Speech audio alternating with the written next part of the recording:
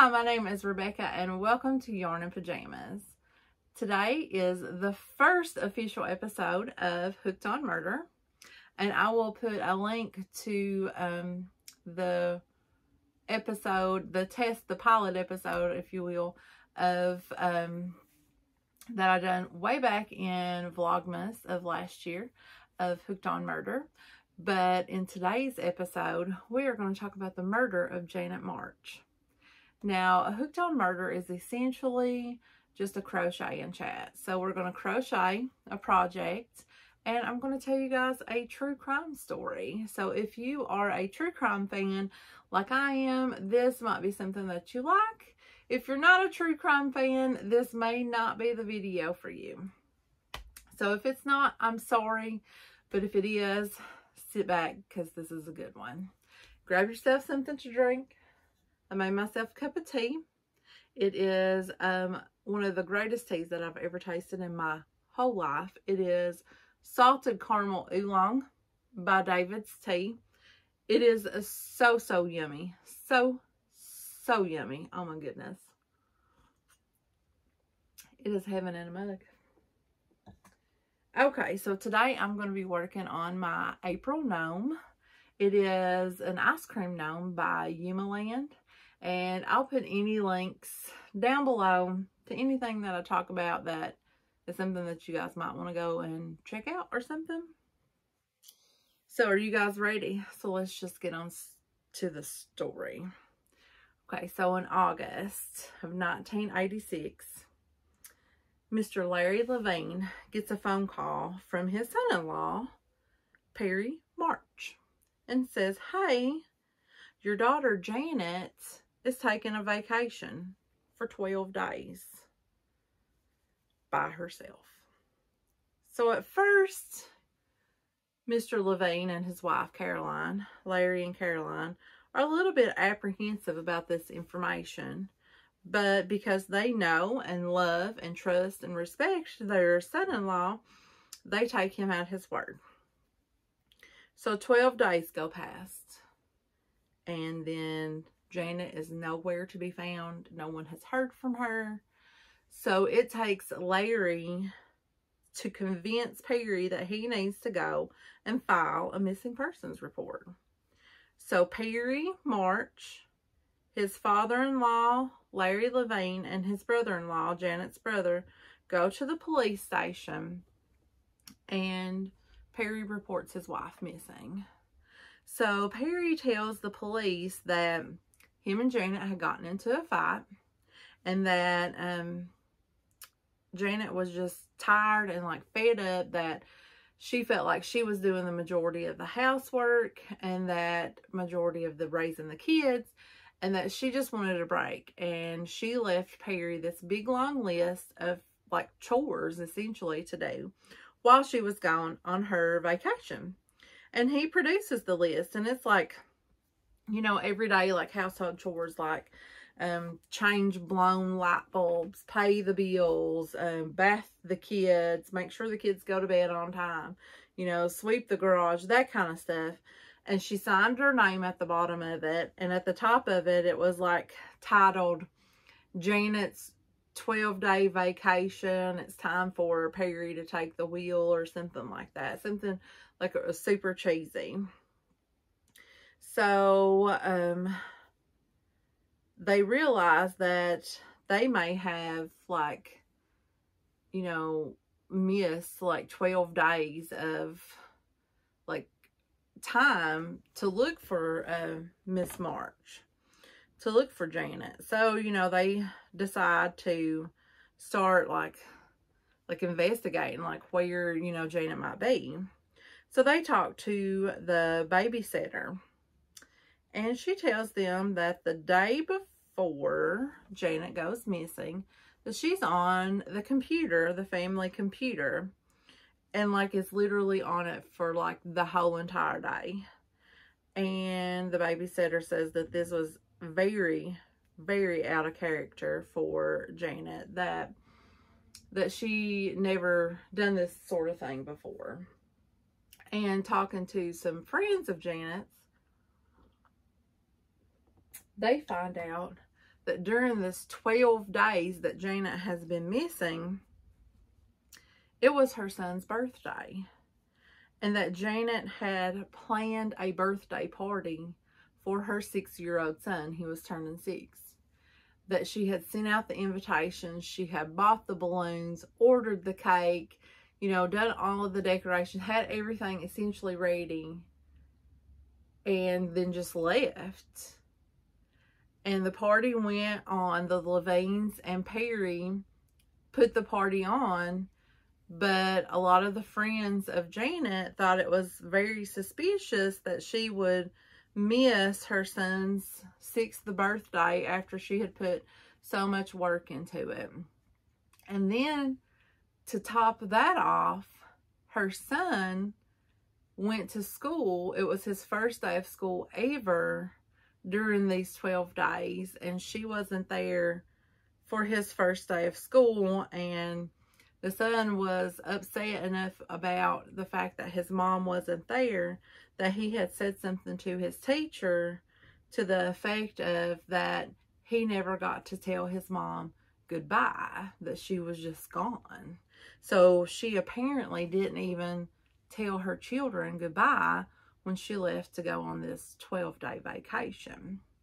So now the cops are like super suspicious because of all of this. It's not adding up to like something within her character. So 9 days after Janet is reported missing, her car is found backed into a parking space at a just random apartment building in Nashville, Tennessee. Which I don't know if I said that that's where they're from, is in Nashville. They'd met at the University of Michigan, got married, and lived in Nashville, which is Janet's like hometown, home state. So they find her car. When they get inside of her car, her sandals are like shoved up underneath the brake pedals. And her purse is like dumped upside down in the side pocket of the driver's side door. All of her identification is like laid out in the car, like in the seat or something, or the floorboard. I can't remember which one. But it's like her passport, her ID, like anything that was like identifying her is just laid there. And like all of her belongings are just there. So at this point, the police decide that they're no longer doing a missing persons, that they suspect it's a homicide. So they get a search warrant for the home. I think in Nashville, it's like Forest Hills. They live in a very affluent neighborhood in Nashville. So they get a search warrant, and they have like all the people on the police force, plus they get cadets from the police school, the police academy school, and have them come in to search this land. So one of the very first things that they want to look at is the computer, because of what the babysitter had said about Janet March had been on the computer, and it was very uncharacteristic of her. So they go to the computer, and the hard drive is missing. So they question Perry about it, and he's like, oh, I don't know anything about that. So they're like, you don't know how your computer is just completely torn apart and the hard drive ripped out? He's like, yeah, I have no idea how that happened. Don't know. Whatever. So he's very nonchalant about it. So they suspect at this point that the list, the letter that Janet had left for him, his to-do list, was actually typed by him after the time that he said that Janet had left. And they suspect that he destroyed the hard drive in order to get rid of any evidence proving that. So now they're very, very suspicious of Perry March. And they kind of let him know that. And he kind of feels, is feeling the heat. He does all kinds of interviews, like media interviews. And he's just very, like, I don't know a nice word to describe his demeanor, but he's very, like, nonchalant about the fact that his wife is missing. He doesn't think, he thinks that he's portraying her as that if she's just run off, like she's just left. He doesn't think that she's dead. He just thinks that she's left, even though all of her family and all of her friends are saying that that's just not in her character, that she just would not up and leave her 2 children and this life that she's built in Nashville. She's a rising illustrator, children's book illustrator. She's doing very well for herself. She lives in her dream home in Forest Hills, and she has seemingly this nice marriage, so this loving family, and she has a very good relationship with her parents and her brother. So they're all saying that no, she just didn't up and leave. So about 3 weeks after Janet March's investigation that has turned into a homicide investigation, Perry takes the children and moves to Chicago.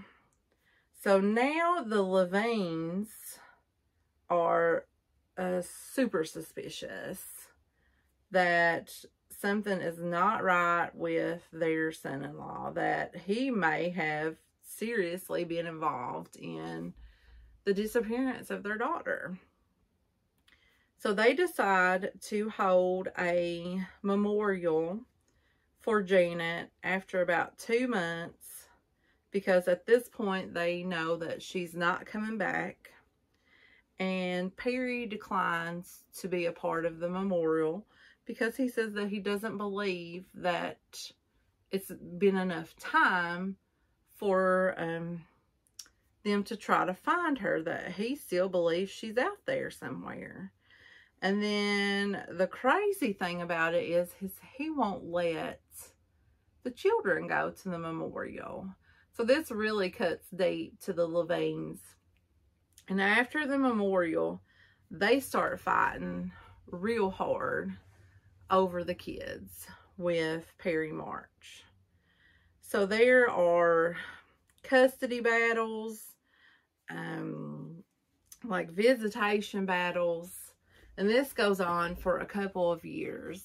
And during this time, the police investigation kind of stalls because there is no evidence about what happened to Janet. There's no body, there's no blood evidence, there's nothing for them to go off of, just their suspicion that, yeah, Perry March killed his wife, and we can't prove that. So about 2 years after Janet's disappearance, Perry March sues the estate of Janet March, saying that he needs money for raising the children, and that it's only fair that the children, you know, benefit from her estate. Well, you know, the Levines are just not having it because they know, well, they have been convinced at this point that he had something to do with her death. And they're still fighting tooth and nail. So during this time, I don't know if it's just to get back at them or if he's just wanting to start a new life, but he packs the kids up again and moves to Mexico. Now, his father, Arthur March, lives in a town down in Mexico.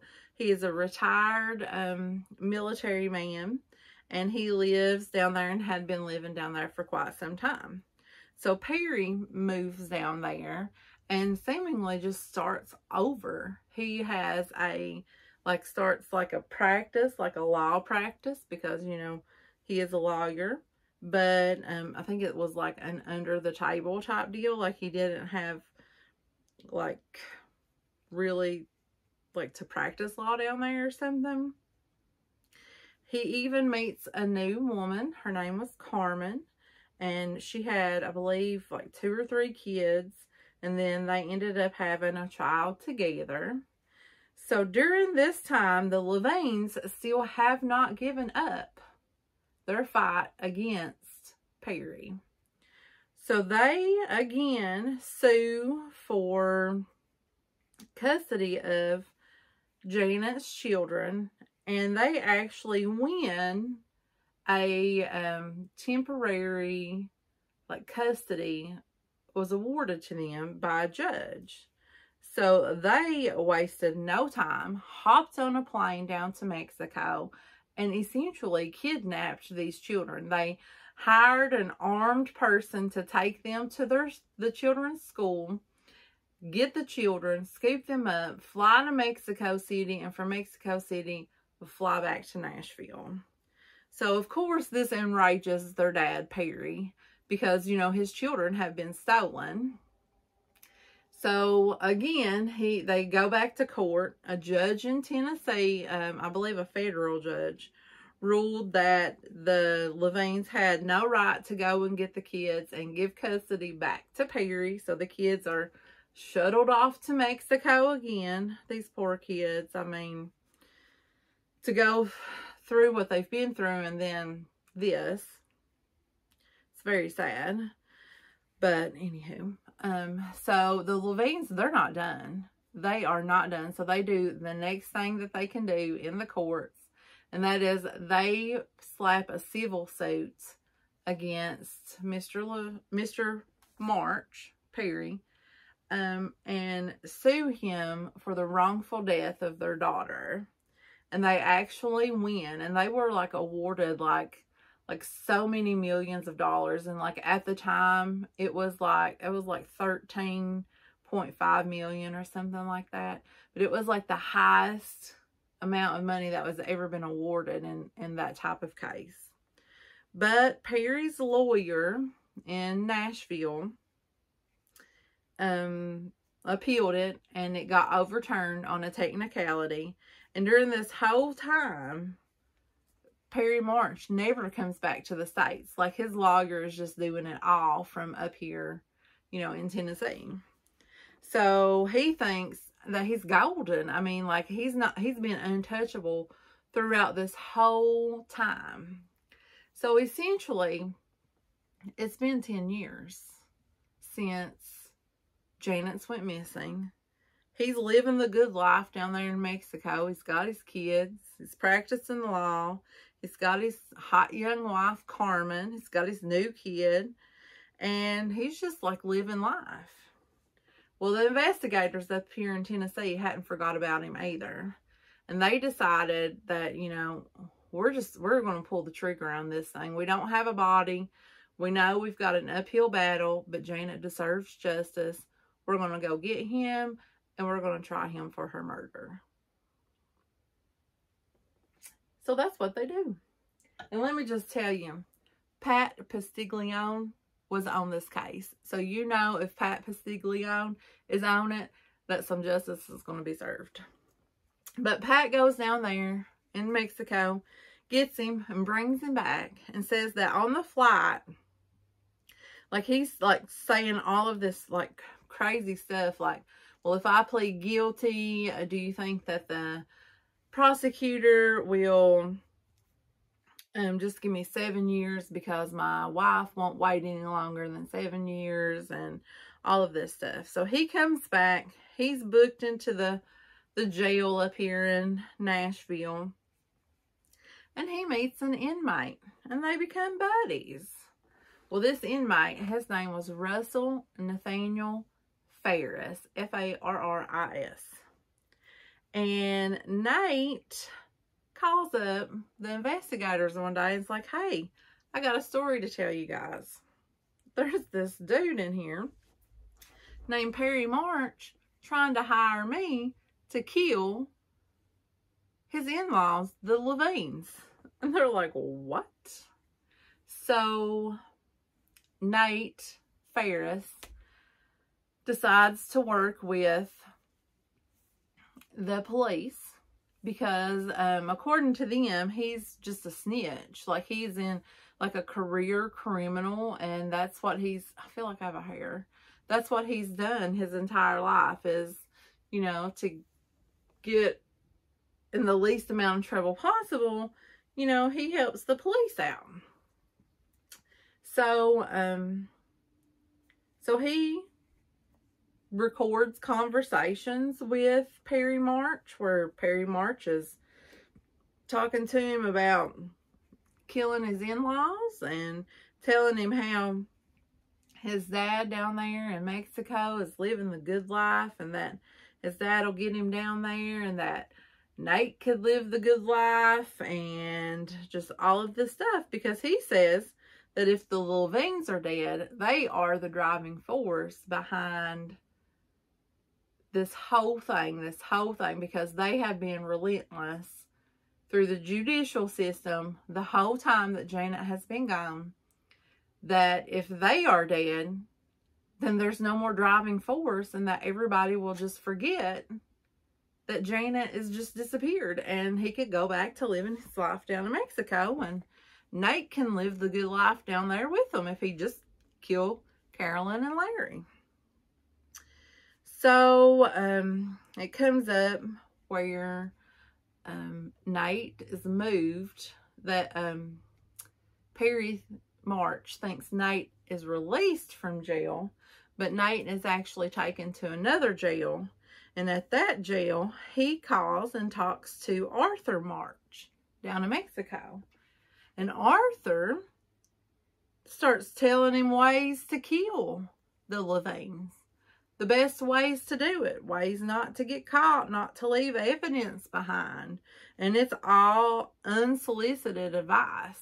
He's just calling to confirm that, yeah, you will, you know, help me get to Mexico and, you know, set me up once I get down there. He didn't ask him for any tips, but, you know, Arthur goes the step beyond and is trying to help him, you know, figure out the best way to kill this couple. So, Nate Ferris calls Arthur one last time and is like, hey, the job is done. They are dead. I'm in Houston, Texas. I'll be, you know, at Guadalajara Airport at such and such time. Make sure you're there to get me. So FBI agents are down in Mexico, and they follow Arthur to the airport and apprehend him there. And essentially it's like, you know, we have all of these tapes. So they arrest him, bring him back to the United States, and he's confronted by the investigators with all of this evidence. And he's like, oh, okay, well, I will work with you on this and the disappearance of Janet if my sentence is lessened. So they made a deal that he would serve 18 months in prison, but he had to cooperate and give any and all information about the disappearance of Janet March. So he proceeds to tell the police investigators a story. He says that Perry March called him and tells him that him and Janet got into a huge fight and there was an accident. So, what was this huge fight over? Well, they don't know for sure, but they speculate it revolves around the law firm that Perry March used to work at. Perry March used to work at a law firm called, I can't remember. I can't remember. I'll put it in here. It's like bass, but there's like one like similar to it up here, and I want to say that, but I know it's not that. But he worked at this law firm, a very high prestigious law firm in Nashville, and he got fired. But nobody knew he got fired. So he just leaves this law firm and then goes and works for Larry Levine at his law firm. But nobody knew the reason why. Well, they suspected that Janet found out the reason why. And the night in question that the accident occurred was the night that she found out, and she told Perry March that she was going to leave him because of it. So there was a young paralegal, a young girl, at this law firm who was receiving these letters. And they were very raunchy in nature, very explicitly raunchy in nature. And they were like frightening her. I mean, she got a series of 3 letters. And the law firm done an internal investigation and figured out that it was Perry March who was sending this young lady these letters. So he settled with the woman, paid her $25,000 for her not to pursue any legal action against him, and he was fired from his firm. In Janet March's belongings, they found an envelope. Just a plain manila envelope, had her name on it, and had photocopies of each one of those letters in it, and an opened condom wrapper. They believe the day that she got that envelope, she confronted her husband, and they got into a fight, and he killed her. Because when she told him that she was going to leave him, he saw his lifestyle vanish. Because he wasn't rich, his in-laws were. And he knew that if Janet left, that he would be left out in the cold. That she would probably more than likely get the children, the house, and the lavish lifestyle. And he would have nothing. So the father says that Perry March calls him, says there was a fight, and that an accident happens. Mr. Arthur March says that Perry never used the words that he murdered Janet, but that she was dead from the accident. And he had hidden her body in the woods behind their house in that addition. But that addition was under development, so pretty soon Janet's body would be found. So Arthur, who's a fixer, comes up from Mexico.